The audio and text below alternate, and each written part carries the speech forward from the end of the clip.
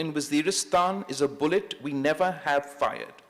Let CPAC be joined by PeacePAC, a people's economic and cultural corridor that funds micro-enterprise, women's colleges, and solar grids in areas facing the brunt of this new wave of terror, from ex-Fata to the shores of Balochistan.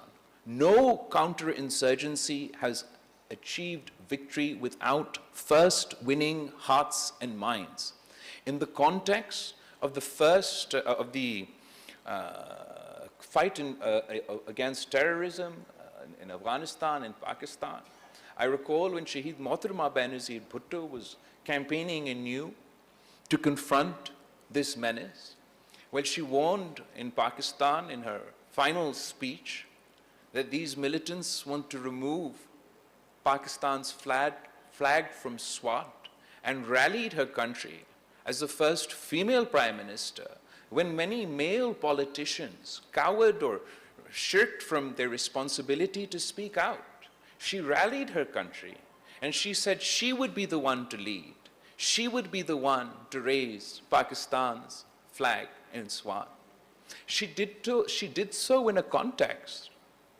And the context was a global understanding about the next phase to combat violent extremism and terrorism within Afghanistan and Pakistan. Of course, it meant joint resolve and kinetic operations that we would ultimately begin in South Waziristan and North Waziristan, etc. But that kinetic action was to be coupled with investment in the hearts and minds of the people of Afghanistan and Pakistan. Within the context of what the shared experience of the end of the World War II and the international community's commitment then to a Marshall Plan that saved or invested in the economies of a war-torn Europe to ensure future generations would not be drawn back into the mouths of, at the time, fascism. A similar commitment was made by the international community to her, to Pakistan, to the world, that we'll stand shoulder to shoulder with you in this fight, but we will not cut and run.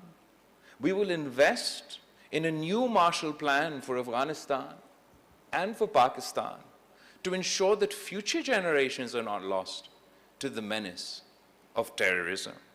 So, of course, we all are aware that we have not lived up to that commitment. In the current context, it still means that we should find our own opportunities. That is the context in which President Zardari initiated the China-Pakistan economic corridor. It wasn't geopolitics.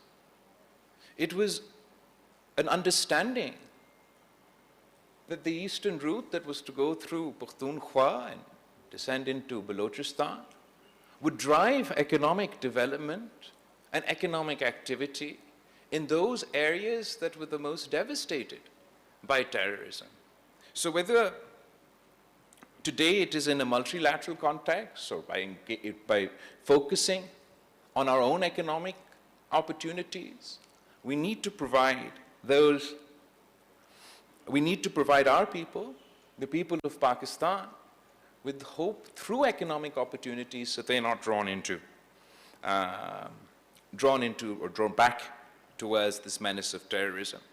We need to focus on the digital realm, and I've advocated before for a digital Bill of Rights. We absolutely require a digital Bill of Rights for our youth, one that grants them the opportunity to flourish in the digital age, protects their digital fundamental rights, but also acts as a digital iron dome against the proliferation of extremist content online. Algorithms that detect copyright breaches in milliseconds can be trained to throttle extremist content in the same blink. Silicon Valley must police its platforms, or we must legislate teeth into their negligence. On financial support, banks that knowingly clear terror-linked remittance should face the same stigma as those that launder drug money. FATF must evolve from a punitive gray listing to proactive intelligence pooling. And finally, success cannot come with hard power alone. We must display smart power. The combination of hard and soft power shall snuff out violent extremism from its roots so that it may never reemerge again. On the narrative front, extremism is not an illness just of the Kalashnikov. It is an illness of the textbook, the pulpit, the WhatsApp forward. We shall write a curriculum where Ibn Sina walks beside Iqbal, where the Prophet's Charter of Medina is studied as the first social contract, and where Jinnah's August 11th speech is memorized before breakfast. We shall reclaim the microphone from the priest who preaches division and hand it to the young scientist who codes solutions. For our youth, 64% or 65% of Pakistan is under the age of 30. Terror groups salivate at that statistic. I look at the same number and see a firewall.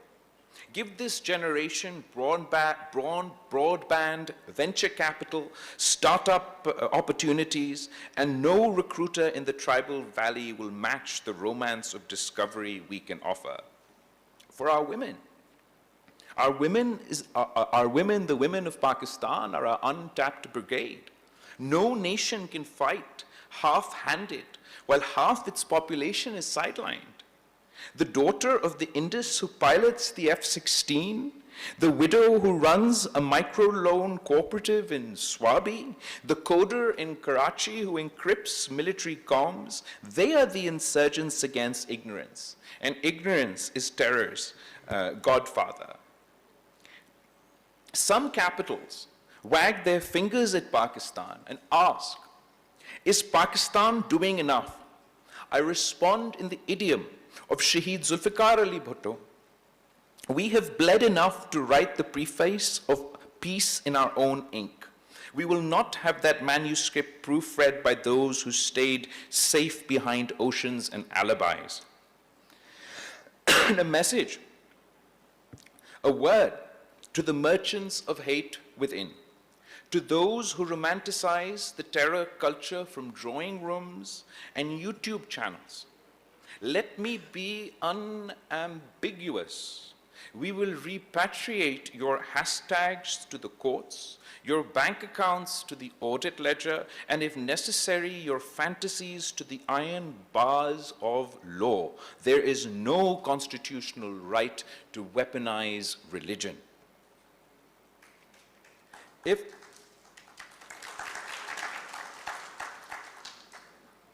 If the world demands that Pakistan outlaw militias, which we are doing and have done, it must also demand that every people live free of collective punishment.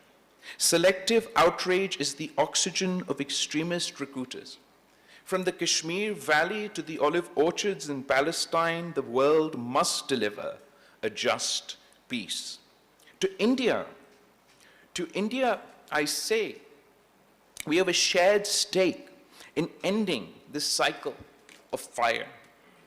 Since Pakistan and India last sat across the table to discuss terrorism in 2012, the world has changed, and so have we. We have fought and won the most extensive counter-terrorism campaign in modern history. South Waziristan was cleared, North Waziristan dismantled, urban sleeper cells uprooted, and new operations launched after the fall of Kabul. We transformed our financial system to meet the most rigorous global standards after our successful FATF grey list exit. Pakistan stands among the most serious counter-terrorism states, if not the most serious counter-terrorism state on earth. It is time that India recognizes this transformation, not as a concession, but as an opportunity. Terrorism is a collective menace. No border fence, no nationalist rhetoric, no regional hegemony can shield one nation from a fire it may have helped light on the other side.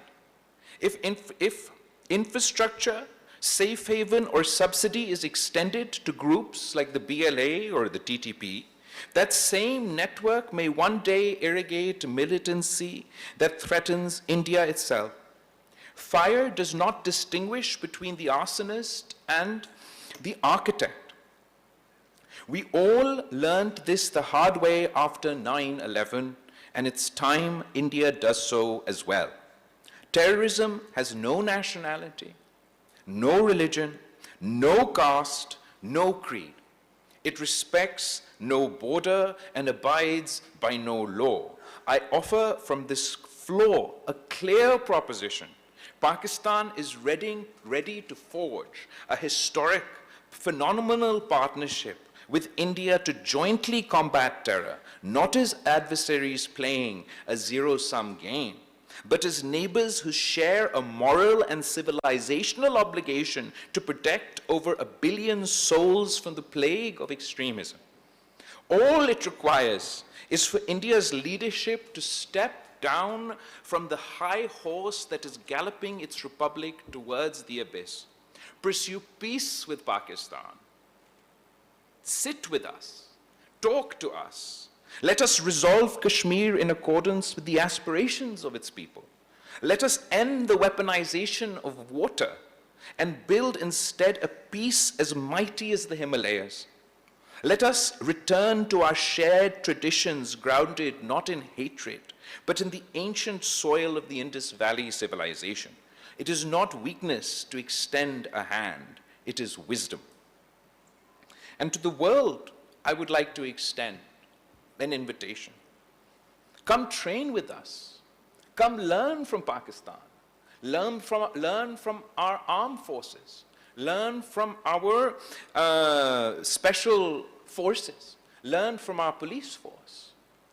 We have waged the most extensive counter-terrorism, counter-violent extremism battle from generation to generation. Study our counter-terrorism authority dataset. Few databases are richer. Come walk a rebuilt Pakistan in the aftermath of terror. Few places tell a more vivid before and after. Let's partner and let partnership replace perception. I speak not just as former foreign minister or chairman of the Pakistan People's Party, but as a son of the soil who has met mothers holding photographs of children lost to blasts, as a brother of journalists who dodge bullets telling the truth, as a citizen whose generation was shaped by the sound of explosions. I pledge that Pakistan will pursue every cell, choke every pipeline, and confront every narrative that seeks to turn our cradle of civilization into a cemetery for hope. And from this house, I ask a unanimous resolve. In the words of Shaheed Mohtarma Benazir Bhutto, we have come too far, sacrificed too much to turn back now. And from our allies, I ask the courage of consistency. Stand by us when we win headlines, and stand with us when we bury our dead. And in conclusion, when my grandfather Shaheed Zulfikar Ali Bhutto thundered at the United Nations in 1965, he warned, we will fight for 1,000 years, but we will not surrender. Today, I echo him with one revision. We will fight for as long as it takes, but we will not need 1,000 years. Because our enemy is small against the expanse of our conviction, and conviction is the oldest, strongest weapon known to humankind. Let the clerics of